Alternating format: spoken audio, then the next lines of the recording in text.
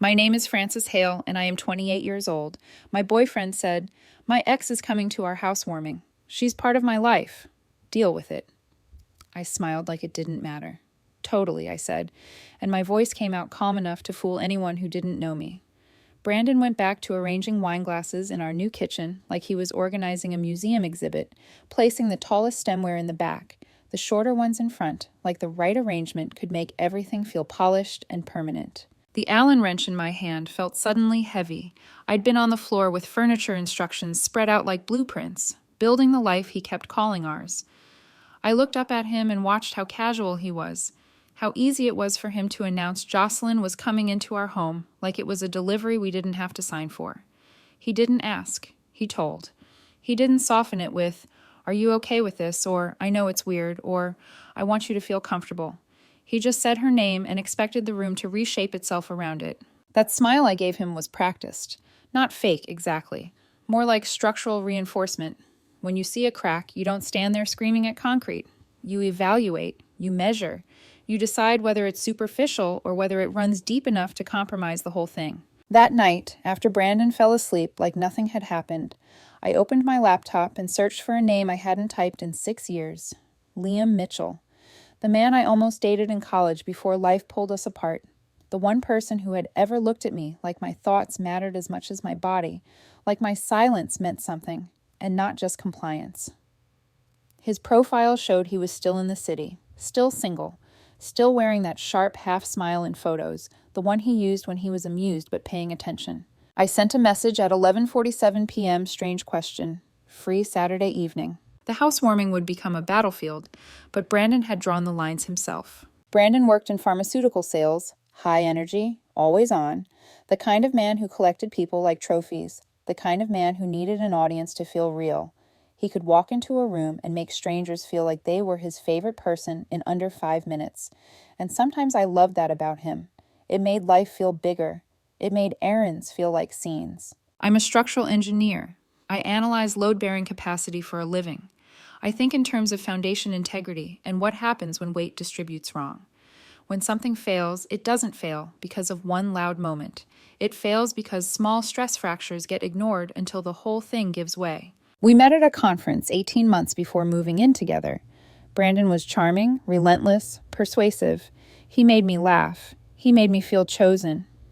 The relationship felt smooth until month 14, when the cracks started showing in ways that were easy to excuse if you didn't want to look too closely. Jocelyn was his college ex-girlfriend.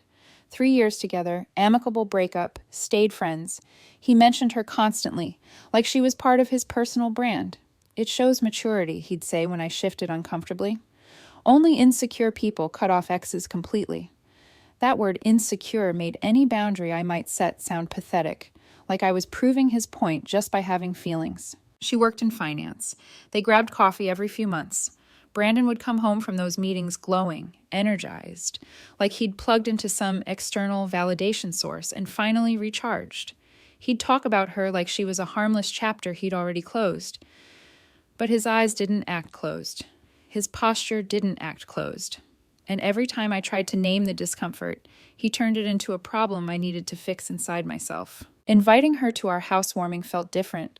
This wasn't neutral territory. This was our home.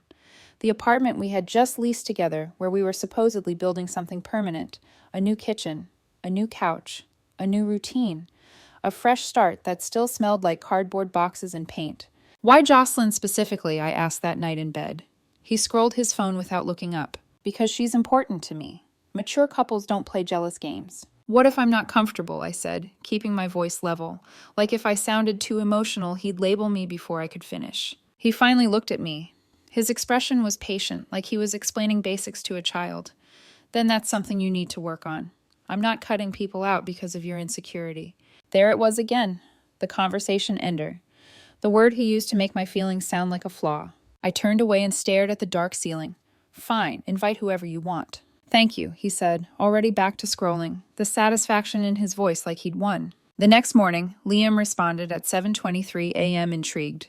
"What's the occasion?" I kept it simple. Housewarming party. Could use a familiar face. "You're housewarming with the boyfriend," he wrote. I confirmed. 3 dots appeared, disappeared, appeared again. This sounds like it has a story. Tell you in person, I replied. He agreed. Saturday, 6 p.m. Brandon threw himself into party planning with manic energy, specialty cocktails, curated playlist, outfit photos sent to group chats. Jocelyn confirmed with a thumbs up emoji, and Brandon showed me like it was proof he was right about everything. See, she's totally fine with everything. No weirdness. I assembled our bookshelf while he adjusted throw pillows for the third time. My phone buzzed. Liam asking about wine or dessert. Either, just bring yourself, I typed back. Friday evening, Brandon did a final walkthrough like he was staging a model home. Tomorrow's going to be perfect. Everyone's going to love the place, and you'll see how normal it is with Jocelyn here. I believe you, I said. I didn't correct him, I didn't argue, I didn't warn him. He kissed my cheek, satisfied. I sat on the couch we picked together and wondered if he'd ever actually listened to a single concern I raised, or if my role in his life was to nod and smile while he did whatever made him feel admired. The answer sat heavy, obvious as a foundation crack you can't unsee. Saturday morning, Brandon cleaned surfaces that were already clean. I reviewed my mental blueprint. Liam arriving at 6 p.m., most guests at 5:30. That gave Jocelyn 30 minutes to settle before Liam walked in. At 4 p.m., Brandon emerged in his third outfit. Button-down, expensive watch, cologne I bought him last Christmas. How do I look? Handsome, I said. It was true. That was never the problem. What are you wearing? He asked, eyeing my jeans and blouse with mild disapproval. This, I said. He sighed but didn't push. He didn't need to. He thought he'd already won the only argument that mattered. The doorbell rang at 5:28. The first wave arrived. His co-workers, my friend Joseph, a couple we met at a wine tasting. Brandon switched into host mode instantly. Maximum charm. Laughter louder than necessary. Compliments flying like confetti. At 5:52, Jocelyn walked in. She was polished, confident, the kind of woman who knew exactly where to stand so people noticed her without her having to ask. She handed Brandon a bottle of wine that probably cost more than our utilities. The place looks amazing, she said, voice carrying across the room. Very you. Brandon beamed. Let me give you the full tour. They disappeared down the hallway, his hand hovering near her back like muscle memory, her laugh floating behind them like she belonged there. Joseph leaned in toward me and murmured, That's the ex. That's her, I said. Bold move, he added. Wasn't my move, I said, and my voice stayed calm, even though something inside me had started aligning into a decision. Brandon and Jocelyn emerged from the bedroom tour at 6:04. Brandon was glowing, his validation battery fully charged. The doorbell rang at 6:09. I walked to the door, heart rate steady. Liam stood there holding red wine, wearing the same smile from college. Hey, stranger. Hey, yourself, I said. Come in. He stepped inside and looked around, eyes sharp, taking in the space like he was reading the truth off the walls. Nice place. Good bones. I guided him towards the living room. Brandon was mid-story with Jocelyn, hands animated. He glanced over, his smile automatic, until his eyes focused on Liam. Something shifted. A question forming. A flicker of unfamiliarity, like he couldn't immediately categorize what kind of threat walked through the door. I poured Liam wine, then raised my voice slightly, enough to carry. Everyone, I want you to meet Liam. We went to college together. Engineering program. People turned with polite interest. I looked directly at Brandon, and I felt the moment lock into place, perfectly timed, exactly as planned. Liam is the one I should have chosen. The room went silent. The silence wasn't explosive, it was worse. Someone froze with a glass halfway to their mouth. Another guest shifted weight like they were waiting for a cue that never came. Joseph's eyes widened, just enough to be noticeable. Jocelyn's smile collapsed into something stiff and confused. Brandon stared at me like I'd announced the building was structurally unsound. Liam didn't flinch. He took a sip of wine, raised one eyebrow, and gave me the smallest knowing smile. He understood immediately. That made it sharper. Seconds stretched. 5, 10, 15, long enough for everyone to feel the weight of what had been said without anyone knowing how to acknowledge it. Can I talk to you? Brandon said finally. It wasn't a question. In the bedroom. Now. He turned and walked down the hallway without waiting. His heels clicked harder than usual. I followed, steady, calm, like I was heading into a meeting I'd already prepared for. He shut the bedroom door too hard. What the hell was that? He demanded, voice caught between fury and forced control. What was what? I asked, sitting on the edge of the bed like this was a negotiation, not a fight. That woman, that introduction, the one you should have chosen. Are you serious? You invited your ex-girlfriend to our housewarming, I said evenly. You told me to deal with it, so I did. That's not the same thing. Why not? Because Jocelyn and I are friends. It's mature. I tilted my head. And this wasn't. What you did was vindictive, cruel. I let the words hang, then spoke slowly. Let me understand. You can invite your ex, parade her through our bedroom, laugh louder when she's around, and dismiss my discomfort as insecurity. That's maturity. But I invite an old friend I never even officially dated, and suddenly it's cruel. You didn't just invite him, Brandon snapped. You said he's the one you should have chosen, in front of everyone. Why does Jocelyn's opinion matter so much? I asked. It doesn't. Then what is the point? He stopped pacing. The room felt tight, like load pressure building with nowhere to go. The point is, you humiliated me. Did I asked quietly. Or did I do exactly what you've been doing to me for 6 months, making me watch while you maintain this special friendship, forcing me to smile while you get validation from another woman in our home? That's not what I've been doing. Then what were you doing? He didn't answer. He couldn't. Silence filled the space like a fracture finally giving way. Liam can't stay, Brandon said. Why not? Because I said so.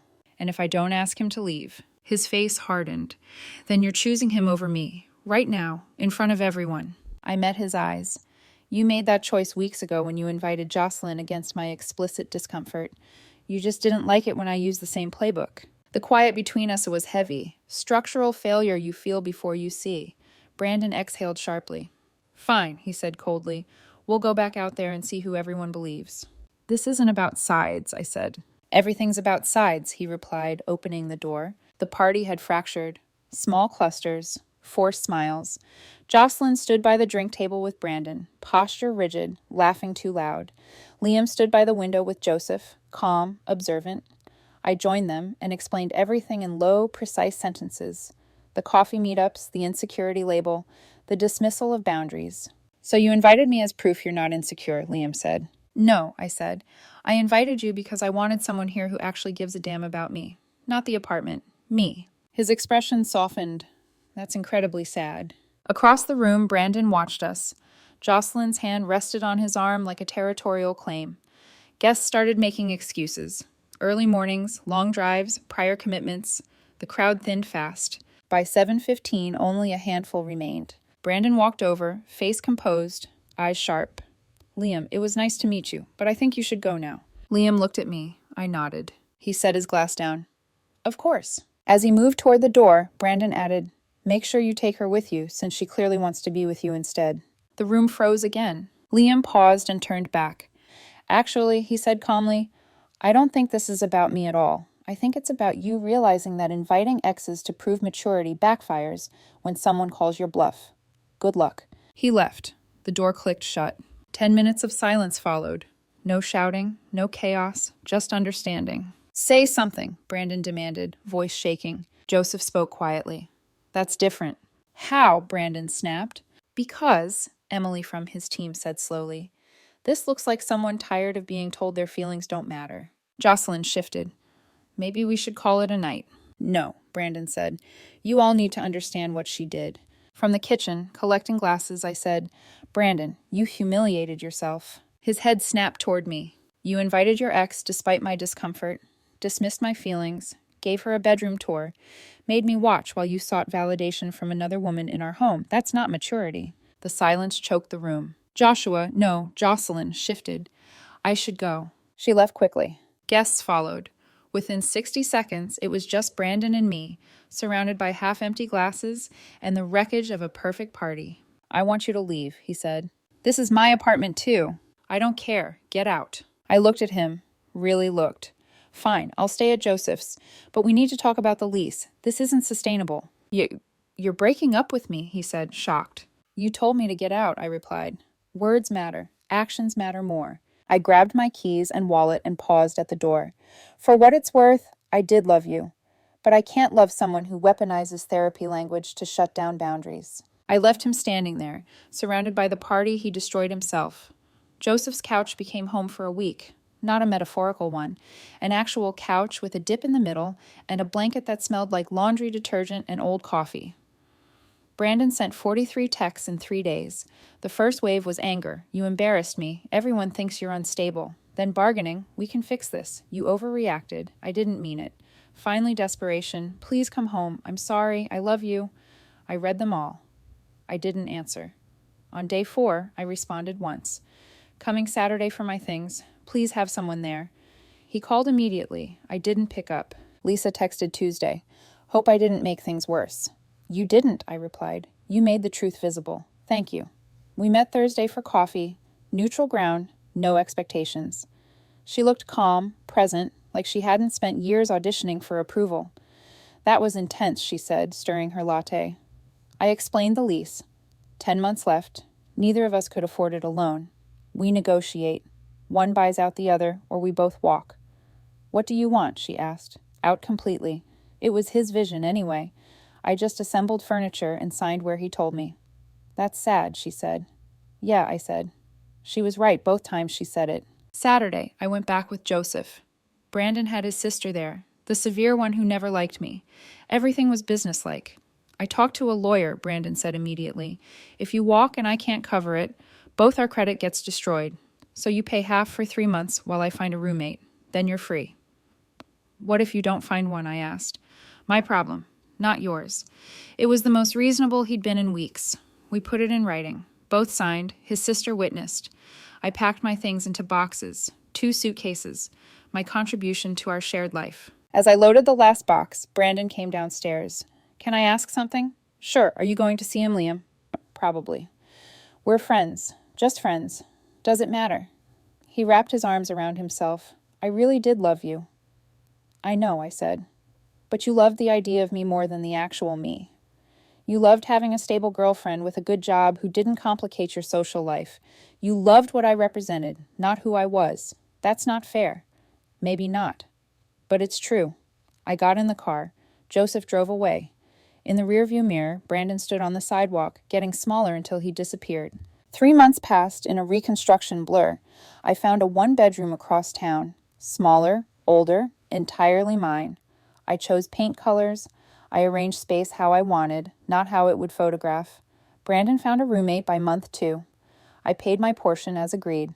Month 3 ended with a formal lease release via email. No message, just documentation, clean break. Liam and I saw each other regularly. Coffee turned into dinners, hikes, museums, long conversations that didn't feel like auditions. We took it slow. I was rebuilding, learning who I was when I wasn't making myself smaller. You're different than college, he said one evening after we cooked together. How so? Quieter, more careful, like you're fact-checking everything before trusting it. Is that bad? No. Understandable. But I hope eventually you trust yourself again. You have good instincts. You just spent 2 years with someone who convinced you not to listen. He was right. I was working on it. Slowly, intentionally, without an audience. 6 months after the housewarming, I ran into Brandon at a work conference. Not a dramatic collision. Not a moment designed for closure. Just a hallway, fluorescent lighting, branded tote bags, and the quiet shock of seeing someone who used to be your whole world reduced to a familiar stranger. He was manning his company booth, polished as ever, suit sharp, smile practiced. When he saw me, he froze for half a second before stepping forward. Hi, he said carefully, like he was testing the temperature of the air between us. Hi, you look good. Thanks, you too. Silence stretched. Not uncomfortable, just empty. I've been in therapy, he said finally, words rehearsed but not insincere. Working on things. That's good. My therapist says I have anxious attachment, that I seek validation from women because I don't have enough internal self-worth. The Jocelyn thing wasn't about friendship. It was about proving I was still desirable. I listened. I didn't interrupt. I didn't correct him. I'm sorry, he added, for dismissing your feelings, for making you feel small. When you brought Liam, when you did the same thing, I couldn't handle it, because it forced me to see what I'd been doing to you. The apology I needed 6 months ago arrived fully formed, emotionally literate, and completely useless. I appreciate you saying that, I said. I hope therapy helps. Are you with him? He asked, trying to sound neutral. Liam, we're seeing each other, taking it slow. He nodded, eyes wet but not crying. Good. You deserve someone who actually sees you. I didn't. I see that now. We said goodbye. I watched him walk back to his booth, posture straight, confidence reassembled, already slipping back into performance mode. Some habits don't disappear just because you name them. That night, I told Liam about it while we cooked dinner together. He listened without interrupting, without asking what I felt like I should feel. That's growth, he said when I finished. But growth doesn't always mean access. Exactly, I said. He smiled. You're getting really good at this. At what? Knowing your load limits. I laughed because he was right. Stop! Part 5. What holds and what doesn't. 1 year after the housewarming, Liam and I went to Iceland. His idea, born from one of our long conversations about landscapes and stress tolerance, and why some environments reveal more truth than comfort ever could.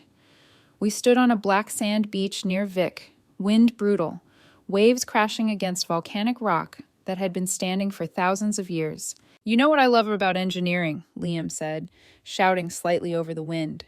You can calculate exactly how much stress a structure can handle before it fails.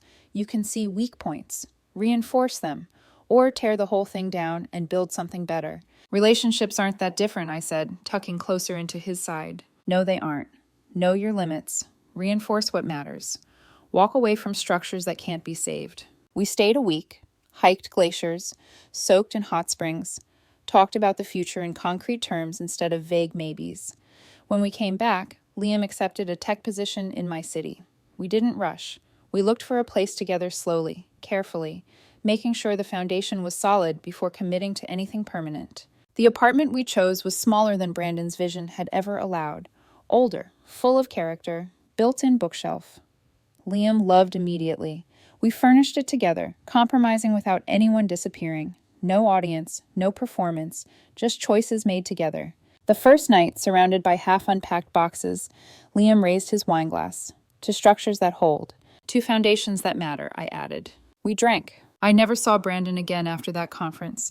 Mutual friends said he dated more women, repeated patterns, eventually moved cities for work. I hoped therapy stuck. I hoped he found what he was looking for, but mostly I stopped thinking about him at all. Because I learned something crucial that night. In that 10-minute silence when everything collapsed, you can't build a life with someone who needs an audience to feel real. You can't create intimacy with someone who mistakes performance for connection. Brandon collected relationships like decorations, arranging them for visual impact. I had been a supporting character in his production, useful when I stayed in my role, disposable when I stepped out of it. Liam was different. He didn't need me to validate his worth. He didn't need an ex in the room to feel desirable. He just needed a partner who showed up, listened, and built something real instead of photogenic. The housewarming was the best thing that never happened. It exposed the structural flaws I'd ignored for 2 years, forced me to choose between comfortable dysfunction and uncomfortable growth. I chose growth. Standing in an apartment that actually felt like home with a man who actually saw me, I understood something about timing. Sometimes you meet the right person at the wrong moment, and sometimes if you're patient enough to rebuild yourself first, timing finally becomes right. We unpacked the last box together, quiet, content, no audience watching. For the first time in a long time, I knew exactly where I stood, and this time the structure held.